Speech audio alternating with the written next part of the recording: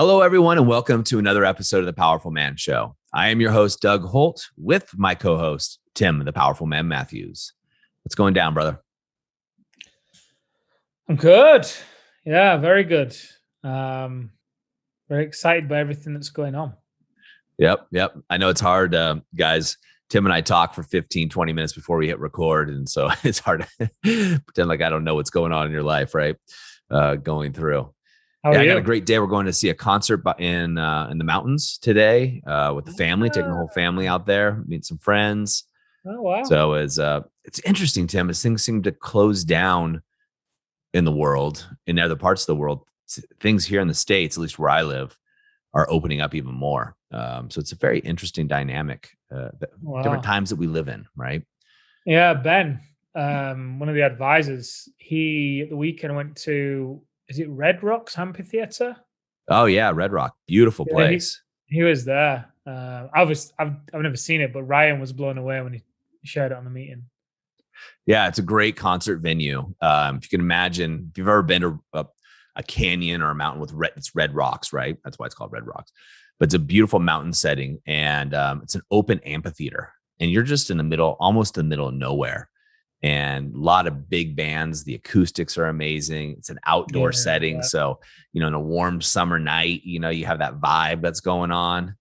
My wife and I, when one of the trips we were taking across America, so we've done it several times where we had one of these giant converted Sprinter vans when it was not a normal thing for people to do. And we traveled across the US. And one of the things we did is we made a point to swing by Red Rocks and see one of her favorite artists play there. So, wow. Nice. Yeah. But Tim, so something happened interesting. I was talking to a guy, as it happens for people when they find out what we do a little bit. And the guy was saying, hey, I'm actually going through a divorce right now. I said, it's interesting. Okay. And I was just listening to him as he talked, and we're sitting there, and he started to share with me. He said, hey, other women ask, well, why are you going through a divorce? What's the reason? Like, what caused this? And he said, you know what? My wife hates me. And that was his answer. I said, that's kind of interesting. And he started telling the story a little bit more. So he lived overseas with his wife when the pandemic hit. Now, you and I and the team, we knew this was coming, right? The pandemic forced people, in this guy's case as well, to live in close quarters together, right? In a way that they hadn't before, right? Marriages were able to survive. Men were able to go to work, or women or whatever, go outside the home, let's say that, and do your own things, your own social activities. Maybe it's going to the gym by yourself. Maybe it's going, out to see your buddies, go to a concert, or maybe it's just going to the office. Well, that got taken away from a lot of people. And now couples were forced to actually interact together. Now you have the stress, right? The stress of the pandemic, the worry, the fear, everything that's going on. Also, you have combined with that, you're now in a room or a house or a home or a boat, whatever, with somebody for much, much longer. The newness, the new car smell rubs off pretty quickly with that, right? Unless you really work hard to keep things fresh. And you're also eliminating family, right? You're not seeing your family as much, especially if your family lives far away.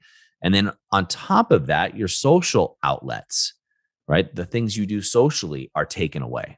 For a lot of us, the gym was taken away. Different aspects of sports were taken away, right? And now we're not going to the office where I conquer as the king, as the provider. I have to do that from home. I have to do it from my bedroom or the home office or wherever it is. And so this conflict starts to rise. And a lot of men are starting to see this. We're coming out of the pandemic, maybe going back into it, who knows? But we're coming out of lockdowns, and people are starting to be a little more free, right? They're coming out and they're seeing other people, and their sexual interests are peaking elsewhere. And now they have the option of exiting. Now the wife has the option of exiting safely. And that's a key distinction, right? A lot of times a woman will stay in the marriage if it's not safe to jump ship. A woman will wait, get her ducks in a row, and then jump ship. And I think you said before, 75% of divorces are initiated by the wife, right? So you got to imagine the woman is behind. If you think things are bad in your marriage, whoo-hoo, she has already got a plan A, B, C, and D lined up to get out. And she may just be waiting for the next guy, for the next job opportunity, for things to open up socially, for family. There's all kinds of reasons a woman might wait around. Maybe it's the kids to get a little bit older, right? To go through there, or to make sure she has security, or she hasn't talked to her lawyers. So when we look at this context of my wife hates me, you and I, Tim, have also seen a lot of men turn this around. A lot of men going through the activation method and have turned around when the woman files the divorce papers to a reunited marriage. Now, it doesn't happen for everybody, of course, but we've seen it more times than not. And so what I want to expand upon is why might a man's wife hate him, the real reasons, and what can he do about it? Let's do it. Awesome. So from my perspective and seeing and working with thousands of men, oftentimes, and my wife who coaches women, when a woman says basically that she hates her husband, what she's really saying is, I hate the version of my husband that's showing up, the version of this man. She doesn't hate the guy himself, but she doesn't like the way this man is showing up. And a good thing is, or there's a good chance that she doesn't like how she feels she is showing up based on him, right? It's reflecting on her. And therefore, it creates animosity. So an example, right? When you and your wife got married, or when you, Amelia, got together, Tim, right? Because you're in a long-term committed relationship. So when that happens, the woman's looking at the man with the love, the admiration, and the respect. And it goes both ways, but I'm going to use this case for a guy's point of view. The love, admiration, respect. And she's not only looking at you as a man you are today, but she's future casting. What's this guy going to be like? If he continues to grow in this way, how great of a man is he going to be in his 30s, his 40s, his 50s, right? How amazing is that going to be? And for a lot of men, somewhere along that path, their dreams, their desires, the things they talked about, the energy they had, the bravado they had, they lost it along the way. They started slipping around and things started to slide. They gained a few pounds in the belly. They started doing less. Maybe they started drinking more. They started doing less around the house. Their dreams started to dissipate. Where they thought they were going to be the king of the hill, they settled for something much less. And the passion, the fire within them started to die. And over time, your wife started to do the same thing often. And she resented that within herself. And instead of just fixing or working on herself, what most all of us do is we look and blame the other person. I'm not where I want to be. Therefore, it's Tim's fault. Tim isn't working enough. Tim isn't doing stuff hard enough, right? It's easier for me to blame in business or whatever it is, the other person, or in my marriage. If there's something I'm not doing, it's easy for me to blame my wife. I'm not eating well. It's because my wife, Erin, buys crappy food. It's because she buys snacks. It's because she eats chocolate at night, right? It's easy for me to blame her rather than taking ownership on myself. And this happens a lot in marriages. And so when the woman says she hates the man, she's really saying, in my experience, for the most case, right? Most of it, right here, is she hates the guy that's showing up as he is, right? We did one on looking for validation. A lot of guys try to gain back their wife's love and respect by doing things, by being a good guy, by being a good husband. And they're doing that strictly for validation, which then makes them less than their wife. And thus she loses more respect. And she hates him for that. Yeah, it's there's a trap that a lot of guys fall into, in my opinion. Well, in my experience, it's not even my opinion. I've worked with thousands of men, spoken to a lot more over the past several years. So inevitably you see patterns, right? And it's how we were able to come up with No Man's Land and the 5 agonies. And one of the reasons why men end up in no man's land is because they think they're doing all the right things, right? They think they're doing all the right things by going out there and providing financially. So then when they come home and they're exhausted, they're beaten down, they're burnt out, and they have nothing left to give themselves, never mind the wife or the kids, it creates distance between them and the woman they love, right? Inevitably, because he's thinking, hang on a minute, why aren't you appreciating everything I'm doing here? Can you not see how hard I'm working? Do you not get it? Whereas she's like, hey, how come you're not appreciating me? Can you not see how hard I'm working? I'm raising the kids. Do you not get it? And it's like we speak in different languages. And that's, why we obviously invented the hidden motives technique, right? One of the ways to get the man and the wife on the same page is the way that actually communicate, to speak the same language. Because it's kind of like one of them speaking Chinese and the other one speaking Russian. They just don't get it, right? Still love each other, but as this takes place over time, it just erodes the connection. And it's just a perpetual cycle. It gets worse. And as it does, the guy cycles more through the 5 agonies and takes less care of himself. And his business starts to stagnate. So he gets frustrated there as well. And he brings the frustration home. And, you can imagine this happening over years. It gets to a point where both of them feel very alone in the relationship. And then you do hear things like, hey, my wife hates me. But like you said, she doesn't hate you. She hates the version of you that you have become. And look, often it's not the guy's fault because, like I said, he's doing what a lot of guys have been taught to do, or we believe we should do. But there's just a different way. Yeah, there certainly is. And so, guys, if you're finding yourself in this situation, here are a couple things you can do, right? You're finding yourself in a situation where your wife just hates you, right? So a lot of guys that come into our program, I would say a lot of them, but many of them that come in are in a somewhat, maybe it's not hate, but there's some animosity there within the marriage. And hate is a word that's quite often used. There's a couple things that the guys do. One, you want to start with the clean slate method. If you don't know what the clean slate method is, it's part of our triad of connection that we teach, which is the clean slate method, the hidden motives technique that Tim just talked about, as well as like live like a king system. Very easy to implement aspects of the activation method.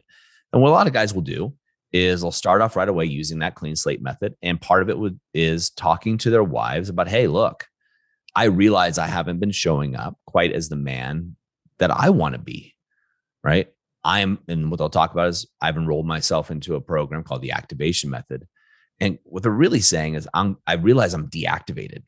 Like, crap, I didn't realize it, but now I see it clearly that I'm deactivated and I'm going to go to activated, right? And they'll use that. And when they do that, when they declare to their wives the truth that they're seeing, that gives her hope, right? Finally, I've been dropping hints for 10 years about this.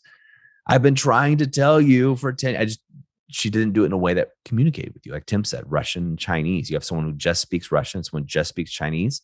It's very hard for them to communicate verbally, right? Obviously, there's nonverbal communication. But you go through it. This gives the guys the ability to have another springboard. It's like getting a restart button in ways, right? When done properly. Now, there's a lot of nuances to this, but that's why we have coaching. Our groups are only 9 guys because we coach men through this very specifically on how to get there. And when you're going from deactivated to activated, right, that allows her to shift her paradigm. And guess what? She starts realizing, maybe it isn't all him. Maybe I have something to do with this. And it's something the guys report back quite often. It's like, wow, my wife is starting to notice the things that she is doing and the things that she is causing as part of this.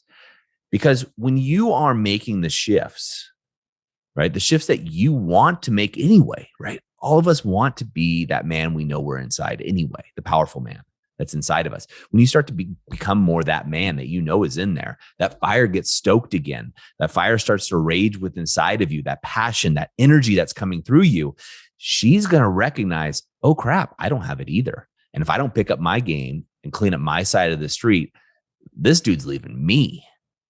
And that hate that she claims that she has turns into passion, like makeup sex passion. And she starts chasing the guy, right? The man stops needing validation. He stops being needy because he starts stoking his own fire and being in his own power, going from deactivated to activated. And then she now wants him. She's like, I want some of that. Because if I leave, I know my girlfriends are going to want some of that. I know the girl down the street wants, because these guys, activated men, are hard to find. And we hear that all the time. You know, we even get requests for women are saying, hey, look, do you have a list of your men who've gone through your program who are single? Women are looking for activated men all the time. And that hate, that disgust, that look she gives you of disapproval turns to a look of admiration, respect, and desire. And that is an amazing thing when you go from deactivated to activated. Look, your wife doesn't hate you, right? Most likely she doesn't hate you unless you've done something gross and crazy. Really what she hates is what you've become, the deactivated man you've become, because she's dying for you to become activated. And that's why we have the activation method, right? It's specifically designed to activate guys, to stoke that fire, to stoke that passion, to get you back where you want to be and where you deserve to be as a man. And I think another important point as well is, and you mentioned this earlier, but I was thinking about this. She also, often women hate who they have become in the process as well. In the process of you losing yourself, they lose their self, because if you come home and you're exhausted, burnt out, you know, you're in no man's land and there's no leadership happening, right? Well, leadership has to happen. So either she rises and becomes the alpha, or she falls and becomes anxious or depressed, or we've even had it where women seek salvation in the arms of another man. Now, she knows that you have the ability to lead. Often, you know, when the men make these shifts, it's like the woman says, finally, you know, like you said a moment ago, they've seen this in you all along, right? So when it's not there, and if you're anything like the guys we work with, no pun intended, you're a powerful man in the sense that your energy arrives in the room long before you do. So that can work for you and against you, because then when you don't bring your energy with you, there's a massive void that everybody can feel. But the good news is, because that is who you are, when you do bring your energy with you, everybody can feel it as well. So back to your wife, if you're not there providing the leadership and there's that void, she's going to feel concerned, and she's then going to have to rise, which will usually mean that she becomes a little bit more masculine than she wants to be. And that means that she will then not be able to relax and be who she naturally wants to be. And that can be something that she hates, because then she's almost doing two roles, right? She's almost been the role of the leader of the family and also the mother. And she wants you to step in. And that's probably one of the reasons why she had kids with you, because she saw that you could do that. But somewhere along the way, you might have just gone a little bit off course. But the good news is, again, if you're anything like most of the guys we work with, then, you know, usually it's pretty straightforward to get back on course. It doesn't happen overnight. But, you know, over the process of being consistent for several weeks, you get there, providing you've got the right tools and support as well. But again, that's why we give the guys Live as a King system, right? Because to the previous podcast, like you said, that eliminates the need for validation as well. Because that's what trips a lot of guys up when they make the shift. Oh, look at me, look at me, look at me. And then they don't get the validation or the attention as fast as they feel like they should get it, and it knocks them off track. And so anyway, that's a side note. But yeah, she doesn't hate you guys. She just hates who she has become, because she knows what you are capable of. Very true. Very true. So gentlemen, it's time to step into your greatness. It's going to be a wrap for us here at the Powerful Man Show. But as always, if you've got any insight, take some action. Head over to the Facebook group, right? Share what your insights are with other men, and you're going to get feedback directly to you. Tim's in there. I'm in there. The other coaches are in there as well. It is a free secret group, private group. on Facebook. So no one can see what you're posting. So don't worry about that. I know several guys have reached out to us about it. And if you haven't already, please leave us a review on wherever you're finding this. If you're finding any of this information useful at all, please go ahead and leave a review so other men just like you can also find us. Gentlemen, make it a great day, and we'll see you next time on The Powerful Man Show.